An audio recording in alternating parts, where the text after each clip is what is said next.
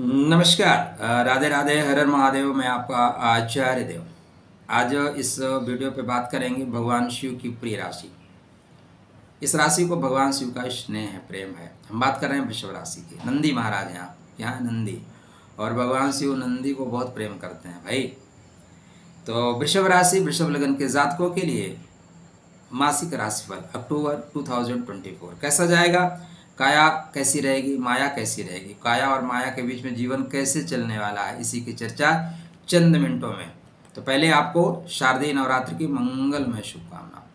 आज शक्ति जगदम्बा कृपा करें। शक्ति से लेकर लक्ष्मी तक का सफर होना है। 31 तारीख को आप दीपावली भी मना रहे हैं, ठीक है। तो 3 तारीख से नवरात्र आरंभ और 31 तारीख को दीपावली। तो शक्ति से लेकर लक्ष्मी तक इस दुनिया में जिनके पास बल है, जिनके पास ज्ञान का बल है, शारीरिक बल है, वही लोग कुछ कर पाते हैं। बकाया नॉर्मल ढंग से जीते चले जाते हैं। तो उत्तिष्ठ जागृत, शक्ति ग्रहण करिए। स्वास्थ्य के दृष्टिकोण से हम बात करें, स्वास्थ्य आपका कैसा रहेगा। तो देखिए, शुक्र महाराज आपके बर्थ चार्ट में स्टार्टिंग में 10 अक्टूबर तक तुला में चल रहे हैं। तुला मतलब खष्टम भाव। खष्टम में शुक्र को शत्रुहंता कहा गया है, लेकिन क्या यहाँ शत्रुहंता बनेगा? नहीं बनेगा दोस्त। देखो, ज्योतिष का शास्त्रकारों ने जो सूत्र दिए हैं, वो सूत्र किसी विशेष बर्थ चार्ट के लिए होता है, विशेष बर्थ चार्ट के लिए। लेकिन हर चार्ट पे हमारे जैसे ज्योतिषी लगाना शुरू करते हैं, ही त्रुटि हो जाती है। खष्टम का शुक्र आर्थिक रूप से सबलता प्राप्त करता है, धन देता है, इसमें कोई डाउट नहीं है। तो आर्थिक रूप से सबलता प्राप्त करेंगे, लेकिन शत्रुहंता योग नहीं बनेगा। भ्रम में मत रहना, नहीं शत्रु पीट पाट देगा आपको, ठीक हो जाएंगे। तो यहाँ पे आप बैलेंस करके चलना है, बैलेंस करके आगे बढ़े। इसके बाद शुक्रदेव अष्टम भाव और सप्तम भाव में जा रहे हैं।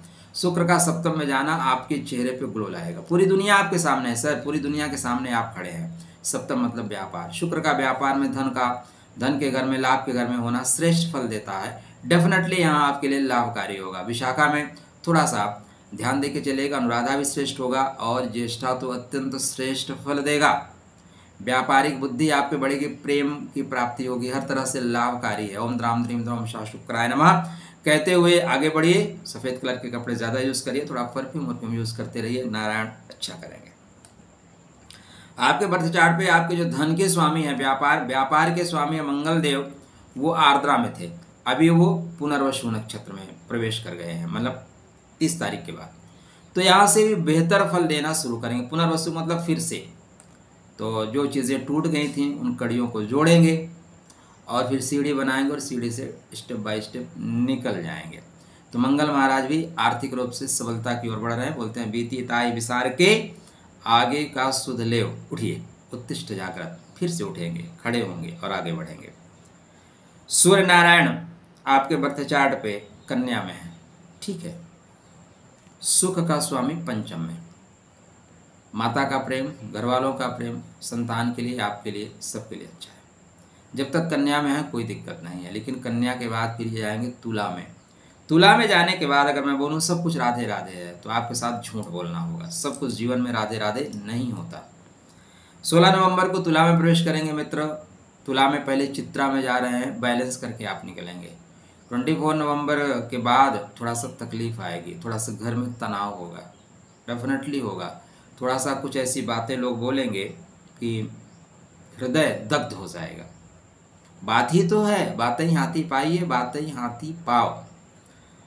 बात के जो घाव होते हैं ना, वो दिखाई नहीं देते। बाद में सॉरी बोल देने से वो मिटते नहीं।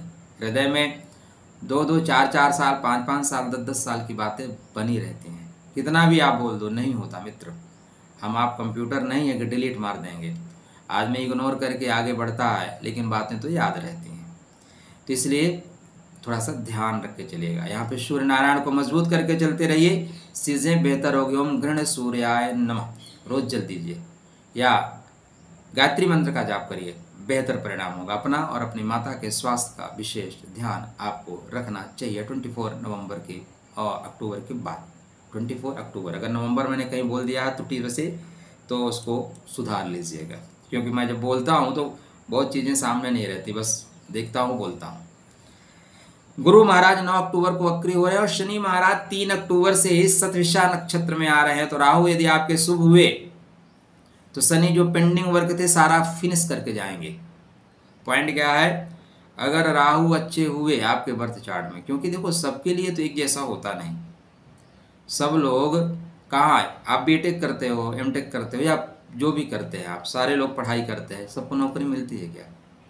और तो बात जाने दो, जब फौज की या पुलिस की भर्ती होती है हजार हजार लोग दौड़ते हैं, सेलेक्ट कितने होते हैं? 50 लोग। ऐसा नहीं है कि दौड़ने वाले में दौड़ने की क्षमता की कमी है, लेकिन कुछ लोग हैं वो एक्स्ट्रा दौड़ लेते हैं, उन एक्स्ट्रा की वजह से आप बाहर हो जाते हैं। तो यहाँ पे यही चीज़ें बन रही हैं। तो अगर आपके राहु अच्छे हैं तो शनि पेंडिंग कर्मा को, पेंडिंग जो लाभ है आपके, उनको सबको वापस करने आ रहे हैं। नौकरी के क्षेत्र में विकास होगा, भाग्योदय की स्थिति बनेगी 3 अक्टूबर से। तो शनि श्रेष्ठ फल आपको दे रहे हैं। वहीं पे गुरु महाराज वक्री हो रहे हैं, तो गुरु हैं कहाँ? तो गुरु आपके बर्थ चार्ट पे तो है, बेहतर फल देंगे। कहाँ पे है? मृगशिरा में। मृगशिरा मतलब मंगल, मंगल मतलब व्यापार। तो व्यापार में गुरु बोलते हैं गति। कुछ चीज़ें जल्दबाजी में छोड़ रहे थे, बोले नहीं बेटा वापस लाओ। गुरु क्या होता है, जैसे आप स्कूल में पढ़ें, तो अगर कोई चीज़ आपने छोड़ दिया है, गुरु ने उसको ध्यान नहीं दिया, तो उसको लौटाते हैं, बेटा इसको ही पढ़ लो, ये एग्ज़ाम में आएगा। तो यहाँ पे गुरु पेंडिंग वर्क का, पेंडिंग कर्मा, और जो आपको लाभ है ना, लाभ को देने वाले हैं। आपके बचे हुए लाभ, शेष अवशेष जो बचा है उसको खत्म करेंगे। बोलेंगे बेटा ले लो यार, बहुत हो गया। तो गुरु महाराज श्रेष्ठ फल दे के ही जाएंगे। गुरु से बिल्कुल चिंता नहीं करना है। हाँ, एक चीज़ का ध्यान रखिएगा, आपके बर्थ चार्ट में गुरु की कंडीशन क्या है। अगर गुरु महाराज वक्री ही है और गुरु नीच के हैं, गुरु शत्रु क्षेत्रीय हैं, श्रेष्ठ फल देंगे। बुधदेव महत्वपूर्ण प्लेनेट आपके बर्थ चार्ट पे अत्यंत महत्वपूर्ण भूमिका निभाने वाले, बुद्धि के स्वामी। 10 अक्टूबर को तुला में, 29 अक्टूबर को वृश्चिक में, मतलब अक्टूबर में ही 2 बार परिवर्तन कर देंगे। बहुत तेज चलते हैं, इनकी गति बहुत तेज है। तो जैसे ये तुला में प्रवेश करेंगे, 10 अक्टूबर को तुला में जाएंगे, 10 अक्टूबर तक श्रेष्ठ फल दे रहे हैं, उच्च के हैं। तो यहाँ पे भद्र नामक राजयोग बनाए हैं। इसके बाद तुला में जाएंगे तो संतान, थोड़ा सा संतान का ध्यान रखना, उदर का ध्यान रखना, पेट का ध्यान और बच्चों का ध्यान रखना होगा। जैसे ये वृश्चिक में चले जाएंगे तो प्रेम की प्राप्ति, व्यापार में गति हर तरह से होगा। लेकिन जब तक तुला में रहेंगे ध्यान के साथ आपको चलना होगा, ठीक है ना। सावधानी हटी और कुछ न कुछ परेशानी सटी। राहु महाराज तुला नवांश में ही चल रहे हैं, मतलब शत्रुओं को खत्म करने के नवांश में चल रहे हैं, शत्रु को खत्म करेंगे। केतु महाराज हस्त नक्षत्र में चल रहे हैं। तो आपके बर्थ चार्ट पे जो ग्रहों की स्थिति है इस माह बेहतर है, क्योंकि पिछले माह मंगल महाराज की प्रॉब्लम में जाने से प्रॉब्लम आई थी। और 3 तारीख को याद रखिएगा, शारदीय नवरात्र है, आदिशक्ति जगदम्बा की आराधना उपासना का पर्व है। जरूर उपासना में जाइएगा। दुर्गा मतलब दुर्ग का निर्माण करना, किला का निर्माण कर लेना, और किला बन गया तो शत्रु क्या करेगा। 31 तारीख को महालक्ष्मी जी का अवतरण दिवस है। अर्थ के बिना दोष जीवन सब व्यर्थ है, अर्थ ही तो सब कुछ है। यश टका नास्ति सह टकटकायते। तो लक्ष्मी जी की आराधना करना भी आपके लिए श्रेष्ठ परिणाम देगा। चलिए खुश रहिए, स्वस्थ रहिए, मुस्कुराते रहिए। कल्याण मस्तु।